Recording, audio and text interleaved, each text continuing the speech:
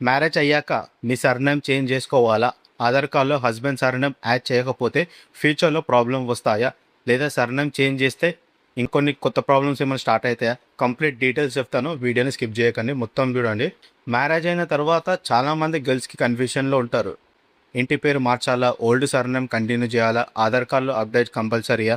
Social మీడియాలో relatives దగ్గర, friends దగ్గర చాలా డిఫరెంట్ ఒపీనియన్ ఉంటాయి. కానీ యాక్చువల్ రూల్స్ ఏంటి అనేది తెలుసుకుందాం. ఆధార్‌లో సర్నేమ్ చేంజ్ చేయడానికి రిక్వైర్డ్ డాక్యుమెంట్స్ వచ్చేసి మ్యారేజ్ తర్వాత ఆధార్‌లో సర్నేమ్ అప్డేట్ చేయాలంటే generally marriage certificate, husband Aadhaar card, supporting identity documents requirement ఉంటుంది. లేదా యూఐడిఏఐ యాక్సెప్ట్ చేసే వ్యాలిడ్ ప్రూఫ్ డాక్యుమెంట్స్ అవసరం ఉంటాయి. మీ నియరెస్ట్ ఆధార్ సేవా కేంద్రానికి వెళ్ళి అప్డేట్ చేయొచ్చు మీరు. ఫస్ట్ బెనిఫిట్స్ గురించి మాట్లాడుకుంటే ఫ్యామిలీ డాక్యుమెంట్స్ మ్యాచింగ్. ఫ్యూచర్లో passport, insurance, bank account, nominee details, property డాక్యుమెంట్స్లో సేమ్ సర్నేమ్ ఉంటే వెరిఫికేషన్ ఈజీగా అవుతుంది. Less confusion. Husband wife relationship proof అడిగినప్పుడు డాక్యుమెంట్స్ మ్యాచ్ అవ్వడం వల్ల అన్నెసెసరీ ఎక్స్ప్లెనేషన్ ఇవ్వాల్సిన అవసరం ఉండదు. Visa and travel applications. Foreign travel and dependent visa అప్లికేషన్లో సర్నేమ్ మ్యాచింగ్ కొన్ని కేసెస్లో ప్రాసెస్ని ఈజీగా చేస్తుంది. Government schemes. Set and family based schemes or రికార్డ్స్లో ఫ్యామిలీ డీటెయిల్స్ మ్యాచ్ అవ్వడం వల్ల ప్రాసెస్ స్మూత్గా ఉంటుంది. ఇప్పుడు డిస్అడ్వాంటేజెస్ ఆఫ్ చేంజింగ్ సర్నేమ్ గురించి చూసుకుందాం. నవ్ ఇంపార్టెంట్ పార్ట్ ఏంటి? డిస్అడ్వాంటేజెస్ అంటే ఏంటి? మల్టిపుల్ అప్డేట్స్ రిక్వైర్డ్ ఉంటాయి. ఆధార్లో చేంజ్ చేసినాక పని అయిపోదు.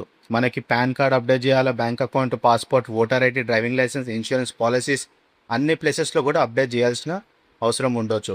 డాక్యుమెంట్స్ మిస్ మ్యాచ్ ప్రాబ్లమ్స్ ఉంటాయి. కొన్ని డాక్యుమెంట్స్ ఓల్డ్ సర్నేమ్లో ఉంటాయి, కొన్ని డాక్యుమెంట్స్ న్యూ సర్నేమ్లో ఉంటాయి. అప్పుడు వెరిఫికేషన్ టైంలో కన్ఫ్యూజన్ క్రియేట్ అవ్వచ్చు. ఇంకా time and effort.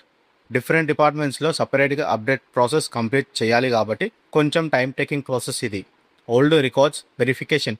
Educational certificates old సర్నేమ్లో ఉంటాయి కాబట్టి ఫ్యూచర్లో వెరిఫికేషన్ టైంలో అడిషనల్ ప్రూఫ్ అడిగే ఛాన్సెస్ ఉంటాయి. ఇప్పుడు మనము చాలామంది అనుకుంటారు మ్యారేజ్ అయినాక సర్నేమ్ చేంజ్ కంపల్సరీ అని చెప్పి. కానీ అది కంప్లీట్గా మిత్ మాత్రమే. అది కంపల్సరీ కాదు. ఇండియాలో మ్యారేజ్ అయిన తర్వాత సర్నేమ్ చేంజ్ కంపల్సరీ కాదు. మీ ఓల్డ్ సర్నేమ్ కంటిన్యూ చేయొచ్చు, లేదా హస్బెండ్ సర్నేమ్ యాడ్ చేసుకోవచ్చు. డెసిషన్ కంప్లీట్గా మీ పర్సనల్ చాయిస్ అది. నా సజెషన్ ఏంటి అంటే మ్యారేజ్ అయినాక ఇమ్మీడియట్గా ప్రెషర్లో డెసిషన్ తీసుకోకండి.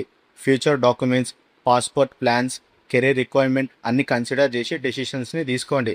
ఎందుకంటే ఒక్కసారి సర్నేమ్ మార్చాక చాలా రికార్డ్స్ అప్డేట్ చేయాల్సి ఉంటుంది. మీరు సర్నేమ్ చేంజ్ చేస్తున్నారా లేదా ఓల్డ్ సర్నేమ్ కంటిన్యూ చేస్తున్నారా? మీ ఒపీనియన్ని కామెంట్ సెక్షన్లో చెప్పండి. Aadhaar, PAN card, passport, government సర్వీసెస్కి సంబంధించినది యూస్ఫుల్ అప్డేట్స్ కోసం మన అకౌంట్కి ఫాలో అయిపోండి.